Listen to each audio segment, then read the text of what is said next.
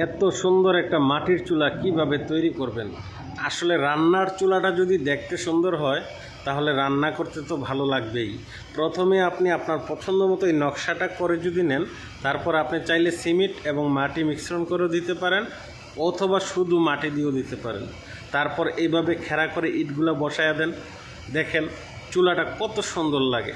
আসলে রান্নার জায়গার পরিবেশটা যদি ভালো হয়, রান্না করার মন মানসিকতাও ভালো থাকে। কি বলছি ঠিক না? আর বিশেষ করে মেয়ে মানুষের রান্নাঘরটা যদি সাজানো থাকে তাহলে আর কিছু লাগে না। তারপর চতুর্দিক দিয়ে আপনি চাইলে সিমেন্ট এবং মাটি মিশ্রণ করে দিয়ে দিতে পারেন। যদি সিমেন্ট সঙ্গে দেন তাহলে একটু লাস্টিং করবে ভালো, আর মাটি দিলে অবশ্যই ভেঙে যাওয়ার সম্ভাবনা আছে।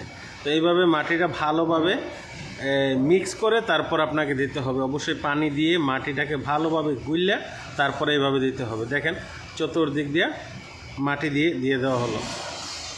অবশ্যই সম্পূর্ণ ভিডিওটা দেখে যদি ভালো লাগে তাহলে শেয়ার করে দিবেন। আর যে বোন এত সুন্দর করে একটা চুলা আমাদেরকে দেখাইলো তার জন্য অবশ্যই একটা ভালোবাসা রইল।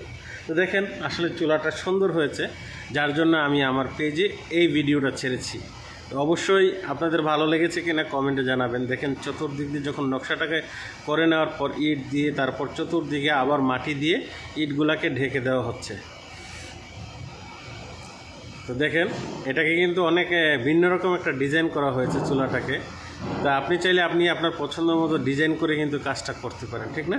তো দেখেন এইভাবে মাটি দিয়ে দেওয়া হচ্ছে। আসলে আমার কাছে চুলাটা খুব ভালো লেগেছে। তো দেখেন চতুর্দিকে এভাবে নকশাটা করে নেওয়ার পর আসলে আমাদের দেশে কিন্তু মাটি কাটতে তারপর নিচে চুলা বানায়, ঠিক না? তো আসলে মাটি কাটার প্রয়োজন নাই, বুদ্ধি থাকলে মাটি কাটা ছাড়া গাঁথা ছাড়াই কিন্তু চুলা তৈরি করা যায়। এবং প্রত্যেকবার রান্না করে আপনি চুলাটা পরিষ্কার করে ফেলবেন। তো দেখেন এইভাবে লোয়ার শেকগুলো দিয়ে সেই স্কুপগুলো করে নিছে, মানে 3টা খোপ তৈরি করবে। 3টা খোপের জন্য এইভাবে লোয়ার শেক দিয়ে দিছে, ঠিক আছে? এবার এগুলোর উপরে মাটি দিয়ে দিতেছে। এখানে 3টা মুখ তৈরি হবে টোটাল। তো দেখেন এই যে এইভাবে বন্ধ করে দেওয়া হচ্ছে।